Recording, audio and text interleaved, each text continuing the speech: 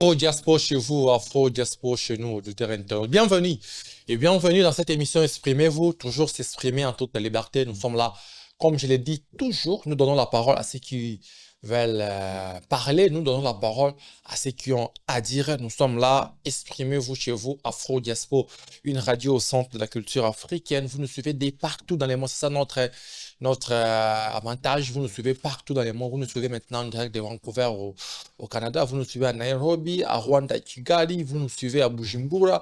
Vous nous suivez à Harare. Vous nous suivez à Dakar. Vous nous suivez de partout dans le monde, en Afrique comme en dehors de l'Afrique. Merci de faire confiance à cette émission. Exprimez-vous. Merci de faire confiance surtout à la radio du monde Afro Diaspora Média. Aujourd'hui, nous aurons une bonne série d'émissions et on va commencer aujourd'hui on commence par une émission écologique. Une émission écologique que je reçois un activiste écologique, il est secrétaire exécutif de la structure LEAD RDC.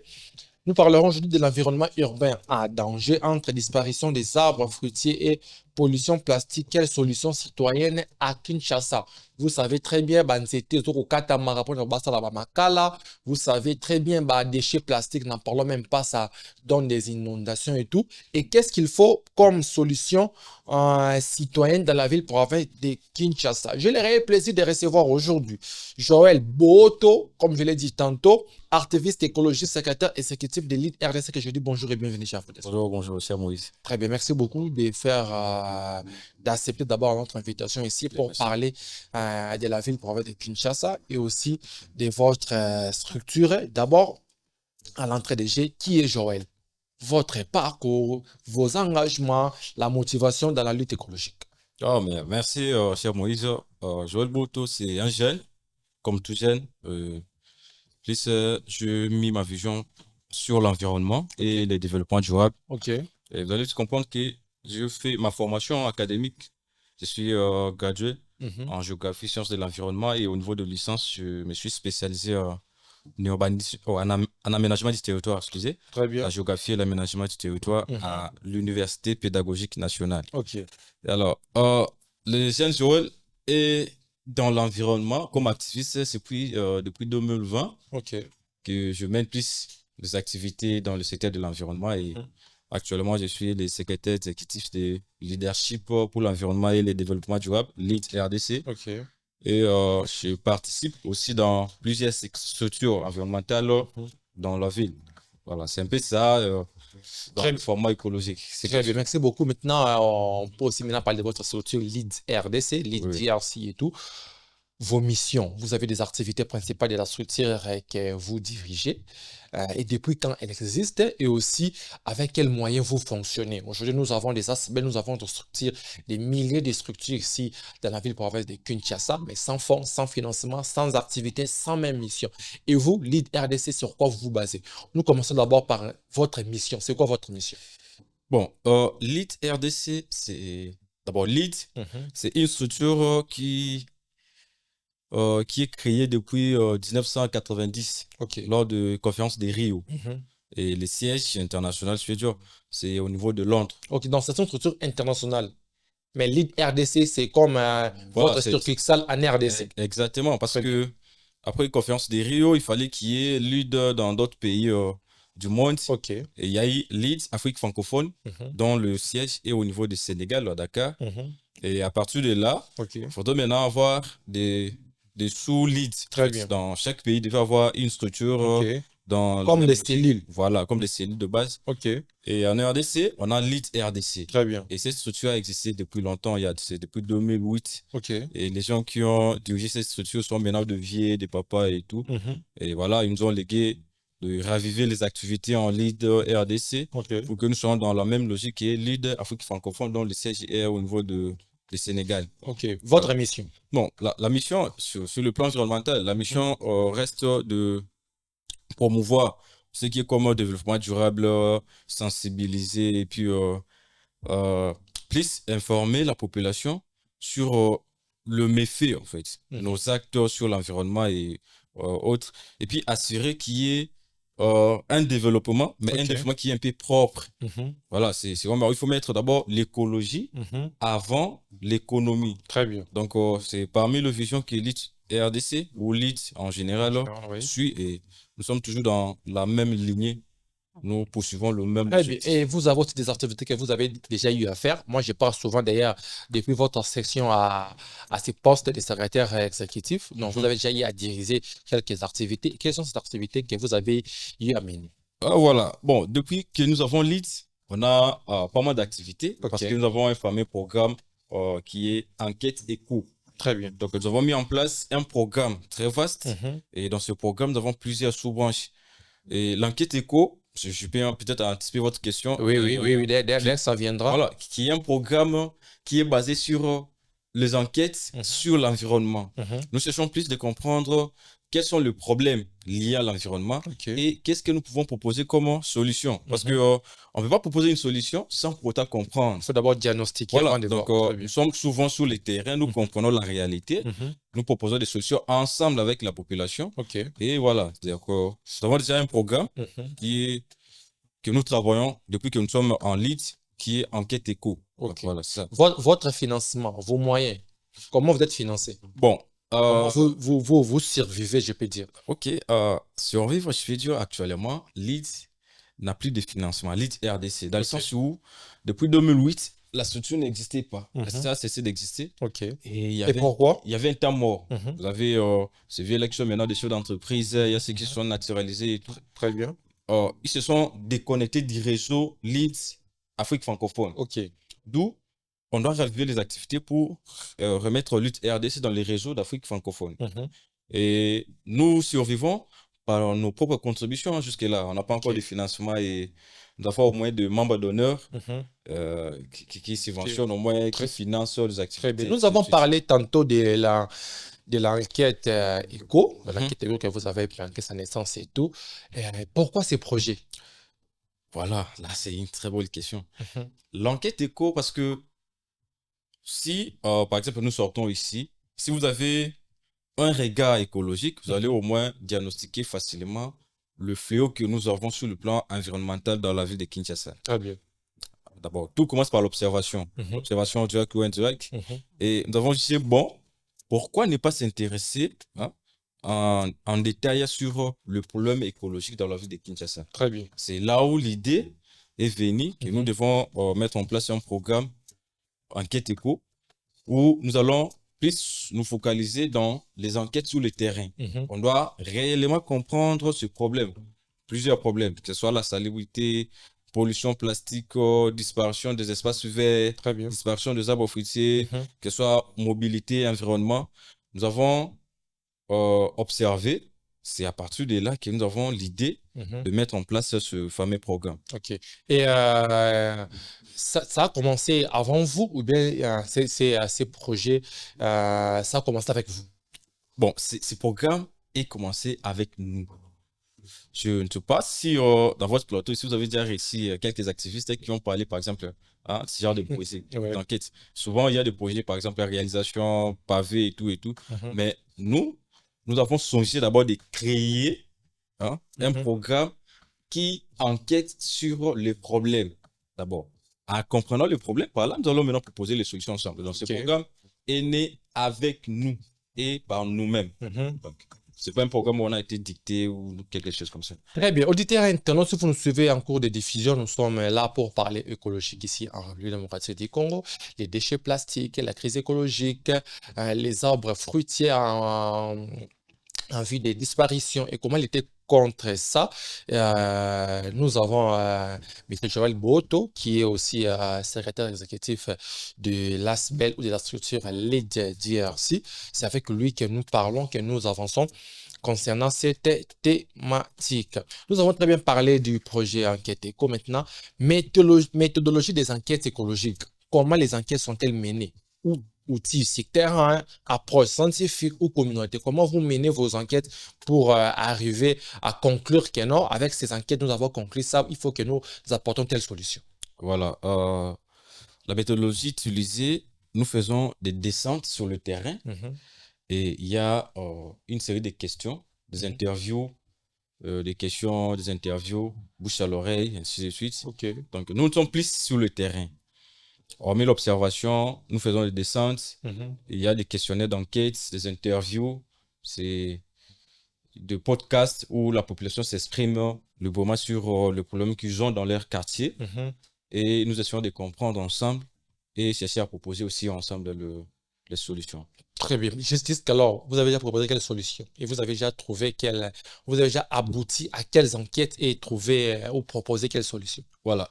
Enquête éco, jusque-là, nous avons terminé sur la commune d'Engaliem. Nous avons travaillé sur la commune d'Engaliem.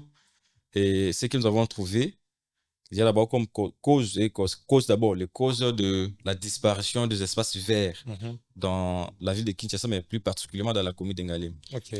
Nous avons trouvé qu'il y a un souci majeur qui reste l'absence de l'autorité. Je peux dire ça. Parce que la plupart des gens dont nous avons enquêté, ils ne connaissent même pas les autorités. Et qui devaient harmoniser ou qui devaient réglementer la protection ou la coupe de bois dans la ville ou dans la commune. Il n'y en a pas. Vous avez un problème d'urbanisme non contrôlé. Aujourd'hui, avec l'étalement urbain, c'est l'environnement ou l'écologie qui subit parce que vous avez la population qui prenne des espaces sans qu'il y ait de procédures urbanistiques. Parce que toutefois, avant d'occuper un espace, il faut qu'il y ait un aménageur affecte d'abord, il faut qu'il y ait l'affectation, il faut qu'il y ait l'urbanisation, lotissement et puis ainsi de suite. Alors, nous avons trouvé que l'urbanisation, vous avez les problèmes économiques, socio-économiques aussi, parce que vous avez des gens, par exemple, vous avez votre manguier, vous n'avez rien, du coup, vous allez préférer les vendre. Même au boulanger. Et puis vous aurez l'argent. Donc là, ça remonte sur le plan socio-économique. Maintenant, vous luttez pour que les arbres ne soient pas coupés, que nous puissions observer surtout les arbres fruitiers dans la ville. Il faut construire. J'ai acheté un terrain, il faut couper les arbres pour construire. Et vous garantissez à la population quoi pour ne pas couper des arbres? Quels sont ces conseils? Ne coupez pas les arbres pour ça, pour ça, pour ça. Bon, là, c'est... Si vous coupez l'arbre d'abord, d'abord ça remonte pour votre propre santé et votre propre sécurité. Nous sommes dans un milieu urbain. La pollution est tellement grande. Et ces arbres-là nous permettent au moins de capter les dioxydes de carbone dégagés par nos voitures et ainsi de suite et tout. Maintenant, si vous n'avez plus d'arbres dans votre parcelle, qu'est-ce que nous remarquons ce dernier temps dans la ville de Kinshasa? Il fait extrêmement chaud. Très bien. Vous allez voir certaines communes où les gens dorment très tard parce qu'il fait extrêmement chaud. Est-ce que vous allez continuer dans cette façon de voir les choses? Couper et puis subir la chaleur, l'augmentation de la chaleur, l'augmentation de la température, vous avez les changements climatiques, vous avez le problème d'érosion, vous avez le problème d'inondation parce que la structure, la couverture végétale ne plie. Donc, allez-vous supporter des surbaie, des inondations, des érosions? Par exemple, la commune d'Engalema, qui est une commune haute, où vous avez ce qui vient de se passer dans la partie est de la RDC. Parce que vous allez accepter de vivre dans ces conditions ou garantir la couverture végétale, laisser les sols avec la couverture végétale pour assurer, notre propre survie. Donc, nous gardons à la population une bonne vie. Parce que il n'y a pas de ville sans arbres. Très bien. Parce qu'on n'aura pas un bon oxygène. C'est ça. Préserver les arbres pour aussi préserver les climats, pour aussi préserver l'oxygène, préserver notre propre vie. Merci beaucoup, Joël Boto. On va un peu revenir sur je dirais, cette campagne ou cette journée mondiale de l'environnement que vous avez eu tenir à l'UPEN aussi. Thème de la gestion des déchets plastiques à l'UPEN, vous avez amené. Quel a été le message principal de cette sensibilisation et des résultats, je dirais même des enquêtes menées ces jours-là? Ah, ok. Ah, merci. Bon, l'année 2025 a comme thème environnemental combattre la pollution plastique à l'échelle mondiale. Et le 5 juin de chaque année, nous célébrons la Journée mondiale de l'environnement qui avait comme thème la lutte contre la pollution plastique. Et nous avons saisi cette opportunité de mener une conférence dans un milieu universitaire.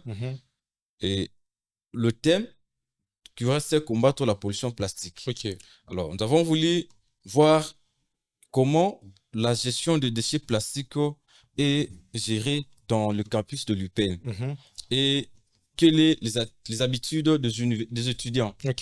face à l'usage de plastique. Nous avons mené des enquêtes, nous avons trouvé qu'au moins 90% de plastique que nous trouvons dans le campus de l'UPN proviennent de bouteilles d'eau, de jus, plastique, ainsi. Achetées par des étudiants. Par des étudiants. Et il y a un problème parce que il n'y a pas vraiment un service adéquat de tri de plastique. Ils ne valorisent pas ce plastique-là. Et conséquence, le campus est pollué par du plastique. Donc, nous avons mené ces enquêtes, nous avons sensibilisé les étudiants sur leur gestion qui concerne la protection de l'environnement et la gestion de plastique. Et on a aussi à proposer quelques solutions. Je peux parler au moins. Nous avons parlé de valorisation des déchets plastiques. L'université devait mettre en place, par exemple, la fabrication de pavés écologiques ou quelque sorte de tri. Et ces plastiques doivent rentrer au niveau des usines pour recyclage et réutiliser. Et aussi minimiser, ou soit mettre de mesures qui est une limitation progressive de plastique au set campus, des plastiques à usage unique. Ça peut vous acheter une bouteille d'eau. Vous prenez l'eau, vous jetez la bouteille. Imaginez, vous recevez au moins 1000 étudiants par jour. Si au moins 500 étudiants achetaient 500 bouteilles d'eau, donc vous aurez 500 bouteilles le même jour qui ne sera pas recyclée. Très bien. Donc, on a à proposer, voilà. Très bien. Nous évoluons, chers auditeurs, chers internautes, avec Joël Boto. Vous comprenez très bien avec moi. Si la ville est sale, pleine de plastique, pourquoi? Parce que nous ne sommes pas responsables. Nous, la population, nous ne sommes pas responsables. Nous sommes irresponsables. Aujourd'hui, tu bois ta bouteille d'eau, tu jettes. Est-ce que dans ta maison, tu peux prendre des sachets, des emballages plastiques et jeter? Je crois non. Donc, si nous entretenons nos rues, nos parcelles, nos quartiers, nos communes, notre ville, comme nous entretenons nos chambres à coucher, je pense que la ville sera de plus en plus propre. Donc, ça révèle la responsabilité de tout un chacun. Chaque Quinois, chaque Congolais, partout où il est, prenons en main la propriété de notre ville. Je crois ça va aussi aider parce que si vous mettez votre parcelle propre devant votre avenue propre et si chacun le fait, je crois ça va un peu soigner ou embellir l'image de la ville. Avançons toujours avec Joël Boto. Maintenant, on parle maintenant des réactions du public et des autorités. Comment d'abord les institutions, les étudiants, les citoyens ont accueilli les actions et vos résultats? Quand vous passez sur des avenues à faire vos travaux d'assainissement, quand vous partez pour sensibiliser, comment la population perçoit votre travail de sensibilisation? Merci. Bon, d'abord, sur le milieu universitaire, nous avons réussi pas mal d'encouragement. Vous avez les étudiants qui vous disent, vous étiez où depuis tous ces temps-là, il fallait mener ce genre d'activités au niveau des campus, et ainsi de suite. Et selon le programme, on n'allait pas se limiter seulement à l'IPN. On va entamer dans d'autres universités.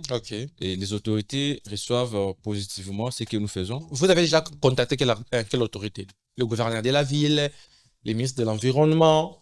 Bon, jusque-là, nous sommes encore dans des démarches. Parce qu'on ne peut pas aller trop vite. Nous sommes rassurants de ce que nous faisons. Tôt ou tard, on sera en contact avec ce gens-là. Mais l'essentiel, c'est de faire d'abord un bon travail. Ou à travers le média et même votre plateau, on sera réussi. On sera peut-être contacté à travers vous et tout. Et que ce soit au niveau du quartier, vous avez des gens qui témoignent. Parce que je peux même vous balancer les vidéos, vous allez voir. Les gens qui témoignent, qui disent que ici, il y avait une forêt et tout. Mais aujourd'hui, il n'y a plus, il n'y a que des maisons, il n'y a que des bâtiments, il y a que ceci. Très bien. Et s'il y a moyen, parce qu'il y avait une question qu'on avait posée, si vous seriez partant, s'il faut organiser des campagnes en ce qui concerne le reboisement, 100% de la population ou 100% des enquêteurs ont répondu par oui. Donc ça prouve l'urgence que le gouvernement doit mettre l'accent. Mais comment une commune comme la commune d'Ngalema qui n'a plus d'espace vert? Or, les espaces verts contribuent dans plusieurs sens. Vous avez comme un lieu de récréation, vous avez comme même les campings, vous pouvez aller. Voilà, où les gens doivent réfléchir. Profiter un peu de l'oxygène pur. Aujourd'hui, c'est compliqué.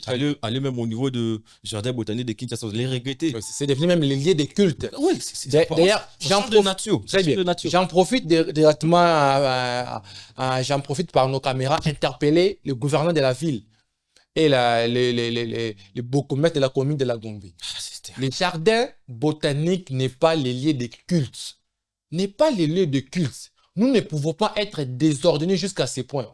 Bokende kota la ba komisango et sika ba lo sambo ba pelouse ezobota les sous-souté pourquoi ba komi kota nda ba maputa bazo prier à tout moment. Donc la prière dans des églises, même dans des maisons, on ne peut pas transformer partout en lieu de culte, partout en marché. Donc un pays désordonné, que le gouverneur de la ville, voire même le bourgmestre de la commune de la Gombe puisse au moins aussi voir ces problèmes.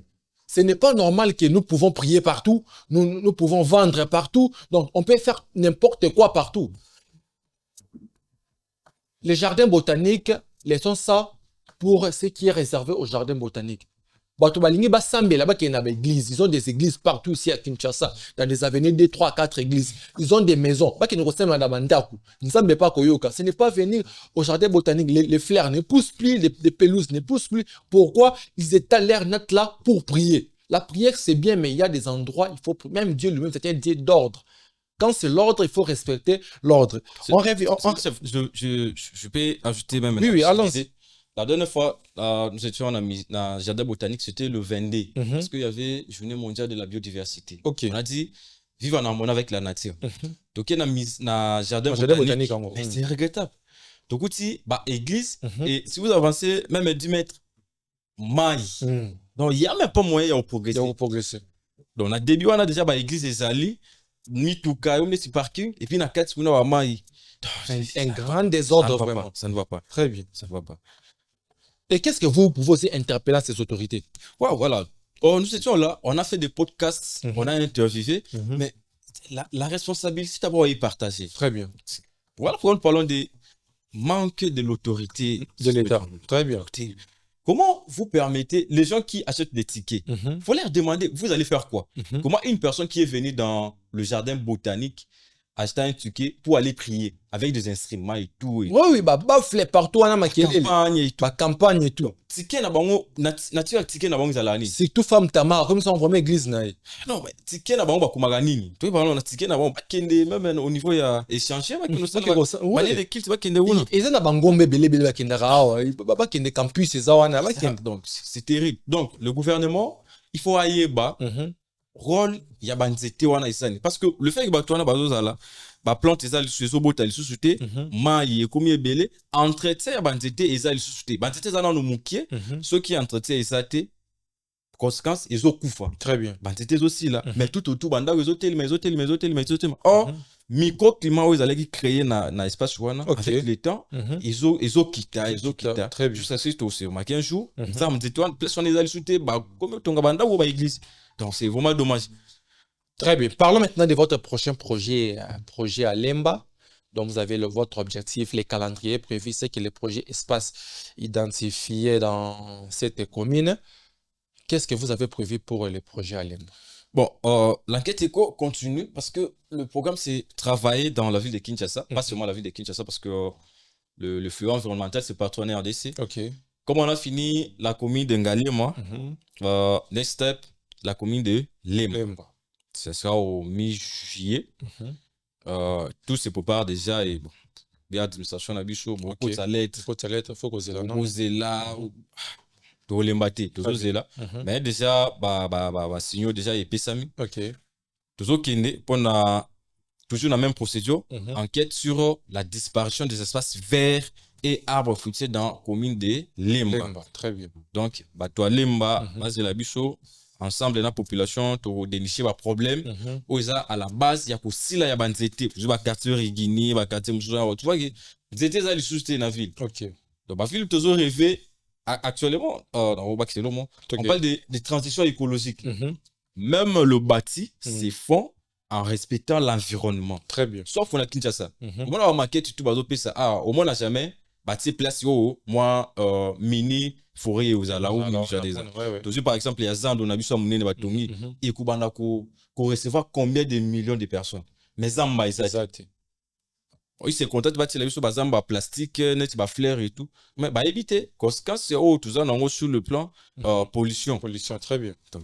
lemba tozoya kalate et après lemba tozonga. Je pense que au lemba bibote. Tozala wana pona koloba pona ba étape voilà. koleka. Donc lemba mi-juillet déjà tozana lemba et toyeba ba problème ni déjà à la base et to continuer ba procédure na biso ya banquête jusqu'à ce que tozoa au moins enquêter au moins 24 communion sur Kinshasa et puis tout ça là au rapport final puis tout à la suko ba autorité parce que bazana bazana ba dans ça la enquête moro imaginaire. Très bien. Ba sous mission de service qui est au salle enquête qui était sur le terrain qui sur le terrain mais ba passer le rapport mais plus tout ça sur le terrain on n'est pas accompagné, on n'a pas assez de moyens et tout mais nous le faisons na volonté tout ça nango et puis na souci tout ça nango sur le plan écologique. Et bah resta fiable toujours déposé chaque fois na ba commune ou toujours travailler par rapport à biso ba yo consulter kuna même ba quartier ou to ciblaki ba yo kuta ba rapport na biso peut-être et au sunga ba on pona ba travaux puis ba recherche même pour na ba étudiants. Très bien. Merci beaucoup. D'ailleurs, très récemment, j'étais en réunion avec les conseillers du gouverneur Daniel Bumba en matière des projets. Réunion avec des Hollandais aussi concernant toujours des projets écologiques. Il est là, lead RDC est là, donc il peut aussi accompagner aussi la ville pour des projets d'enquête et de résolution des problèmes. Nous sommes vraiment à la fin de cette émission, Monsieur Joël Boto, merci pour votre présence et vous avez quelques secondes pour lancer, si vous avez un mot à lancer, vous pouvez lancer et nous allons clôturer en porter cette émission. Voilà, merci mon frère. Bon, s'il y a un message qu'il faut lancer, bandeko tous à l'absolution surtout à responsable parce que pollution et eaux qui pété les attaques qui yono au polluant qui yono aux affecté té bisons tous affecté on lungi na Kinshasa lelo tous en période de langa ba mo les obete vous là na fait tout mitu na ezati à quoi on vu les Kinshasa vu la monene men zamba ezate banzete ezate et eza parmi ba conséquences. Il y a absence, il y a espace ouvert dans la ville à Kinshasa, inondation, érosion, ainsi de suite pour couverture végétale exatée. Et gestion à plastique, responsabilité pesant et pas continuer biso, battre la biso d'abord, industrie aux produits sur plastique. Contre ça, mais si on va voir pour na recyclage de plastique na bon. Parce que pour na bon ils ont produit chaque jour ils produisent plus de 1000 bouteilles par jour. Mais bazo recycler en côté c'est la technique que ba recycler quand on prend là-bas ça je reviens à 3R recycler réutiliser récupérer réutiliser exacté donc ba produire chaque jour à plastique doit éviter ba plastique na tous les autres finir wapi na fleuve na ba cours d'eau na ba fleuve et créer ba inondation donc moyen fleuve est sous profond exacté ba cours d'eau profondeur ici bref son boule beti ba ma écouter les bateaux parce que profondeur est à sous-té. Donc tous à la responsable et moi message pour un bateau balanda biso déjà s'il faut nous accompagner nous sommes disponibles lead RDC des numéros aussi oui voilà vous pouvez nous contacter parce que nous avons le mot de responsable où nous pouvons donner directement si déjà c'est bon oui nous avons les gens peuvent aussi passer par vous ça ne dérange pas vous pouvez aussi me contacter direct ou contacter vous avez des pages officielles oui Lead RDC contactez Lead RDC en officiel vous allez les réécrire ou vous passez par moi vous avez mon numéro de la communauté ça sera très voilà vous avez le numéro ou je peux aussi laisser le numéro d'un responsable qui est plus 243 99 37 69 090 encore plus 243 99 37 69 090 ou plus 243 81 88 18 022 plus 243 81 88 18 022. Donc venez travailler avec nous, soutenez-nous. Biso tout ça réel, biso doit travailler sur le terrain. Nous ne sommes pas là tout imaginer. Biso tout ça sur le terrain et sur une bonne réalité, il y a méfait au dans le domaine de l'environnement dans la ville de Kinshasa passer directement chez Lead. Merci. Merci beaucoup à vos auditeurs, merci internautes, merci de partout où vous nous avez suivis. Merci beaucoup, nous sommes là à la fin de cette émission. Je crois que vous êtes toujours là, vous resterez toujours là à suivre la radio du monde. N'inquiétez pas, les programmes continuent. Quant à moi pour cette émission, on se limite ici et je vous dis au revoir.